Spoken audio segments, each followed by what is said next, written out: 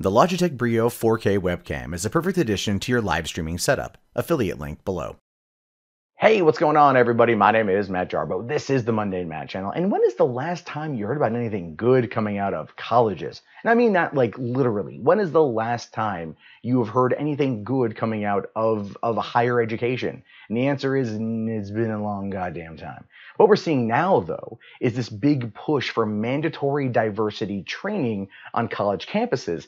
And no, you don't need diversity training for students. You don't need to bring students in on the first day of school, and in some cases before school begins, at a self-paid trip that the students have to take in order to be able to even get into the enrollment process for their first semester courses.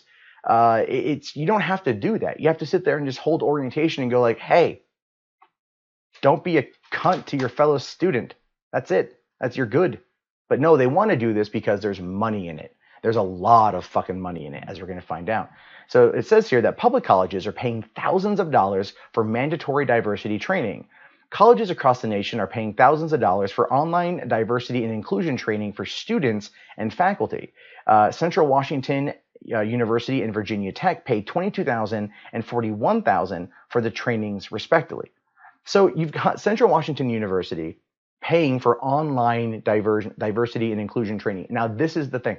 I did previously mention the school that forced you to fly out there with your parent and take a class that cost $250 that you had to take. So you had to do airfare, hotel, room and board, all that shit, and pay for your parent to be there, as well as pay for you to be there. If not, you couldn't even get into the courses that you wanted in the school that you were accepted because of this nonsense bullshit. But here they're saying, no, fuck that noise. Just come on in and do this online training course because that's necessary. It doesn't make you just kind of laugh at the whole prospect of it. It's like, oh yeah, no, we're going to force you to take these courses, but do it online, and then you'll clearly get something out of this. But they know that the students are just going to make their way through it, and they don't care because the company's going to get paid. So it says here that it's fair to say that we are a rapidly growing company, that thousands of students and faculty in colleges and universities of all kinds across the country have taken our courses. This is coming from Allison Akant, DiversityEdu's founder. See, again, it's a lot of money because this is the big issue we've been seeing now. We've been seeing this for the last couple of years in college campuses.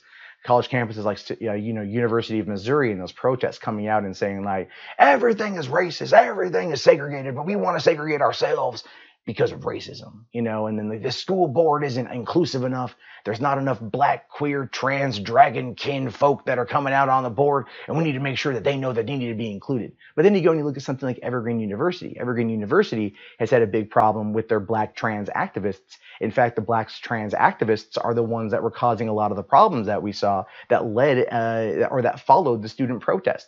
And as a result of that, no one's calling them out under fear of that label of being called a racist, and that is right now dictating a lot of policy. And people like Allison Akant and DiversityEdu, these are companies that are profiting greatly off of that because they come in and they offer the solution to a problem that doesn't fucking exist, which is the best scam and grift a person can do. You go in there and you look at how the same thing goes with, I would actually chalk it up to InfoWars is very similar. Okay. Tells you about an isolated incident, chalks it up as being a huge fucking problem, and then sells you the way to fix it. In this case, they're selling you an online inclusion training and diversity training, whereas Alex Jones sells you male vitality pills. It's the same exact scam, it's just a different market. And it's not anything that is remotely new. This kind of shit's been happening forever. Case in point, the Bible. But it goes on to say that for the Virginia Tech version of the program, which is required for students at the university, states that students will learn how to define diversity, address assumptions and stereotypes, and deal with microaggressions. Ah, yes, the microaggressions. My favorite part of a microaggression argument is the fact that if I don't look someone in the eyes and walking past them, that's a fucking microaggression. I think we all can agree how horseshit that is. The overwhelming majority, between 85 and 95%, report is that taking DiversityEdu taught them useful skills for managing assumptions, recognizing stereotypes and myths, and proactively assessing the impact of their communications, choices, and decisions, asserts Virginia Tech's page on the program.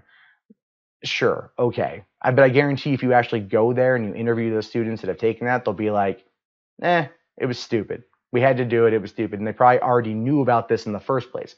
One of the things you have to consider is the younger generation, the millennial generation, are far more open, far more inclusive, and far more diverse in terms of their opinion. Well, maybe not their opinions, but in their acceptance of things. And the thing is, you know, you look at like the hardline conservative movement from, let's say, 50 years ago that was very anti-gay, very anti-minority. And there are lots of white supremacists in there. And look, you can disagree with me all you want, but there were a fair amount. Not everyone, but a fair amount. And I'm only referring to that group of people. But now you look at, you know, pockets of conservatism, and you have got gay conservatives, and you've got trans conservatives, and you've got people from all walks of life that are conservative. And I'm saying this as a positive thing. I'm saying this as a way of going, well, this is a different mindset, a different lifestyle, but the same core belief structure, and one they can all get behind. That's what I'm trying to get to. And this is part of the fact that these kids have grown up with these mindsets, and that's just, they still have their conservative views, but they're far more open and accepting of things that maybe 50 years ago they wouldn't have been open and accepting about.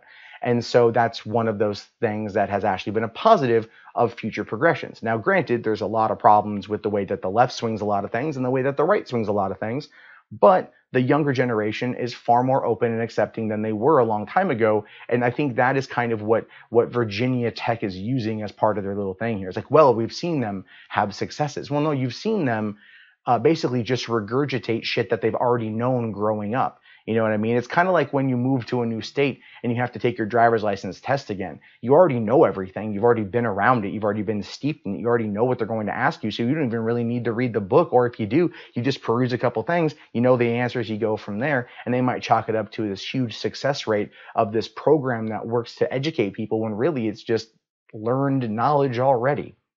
But it does finish up here by saying the Daily Caller News Foundation reached out to DiversityEdu as well as San Diego State University, AT Still University, University of Illinois, okay, and other colleges, but they've received no comments. So I guess these are places that they've already done this with.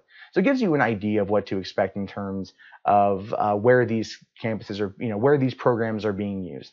Mandatory diversity training is a wholly unneeded concept. As I said, there are kids today that are far more understanding, far more open of different ideas and backgrounds than there were a long time ago. And that has a lot to do with our openness as a culture and our ability to, well, basically be more diverse and be more accepting of that diversity. The downside to it is that the extreme left and pockets of the right don't want that. The right wants to go back to 1950s America, their childhood, what they grew up with, you know, the nuclear family, the mom, the dad, the 2.3 children, the white picket fence, the single income family. That's what they want. Whereas you have the regressive left that wants to go back to pre-1964 civil rights movement when everything was segregated, but now they want to be the ones in control of that segregation. It's two sides of the same coin, equally as retarded, and it's one of those things that this kind of shit does not help. It does not help to push this kind of bullshit rhetoric, because all it does is tell people, you know, it continues the mindset that people who don't want to take this kind of shit because they don't think they need to, and they don't need to be honest with you, that they're the problem, instead of the people that are peddling this race-baiting nonsense as a way of teaching diversity, when in reality all they're doing is just filling their coffers off of the fears that other people have of being labeled a racist. Not that they are, and not that they've done anything that's labeled as such, but they know that they can make a lot of money doing this, and they clearly fucking do. But what do you guys think about this? Again, look at my entire argument if you have disagreements about where I've made some comparisons, and definitely let me know in the comments. My name is, of course, Matt Jarbo. This is the Mundane Matt channel. I will talk to you guys later. Have yourself a fantastic day, and peace out.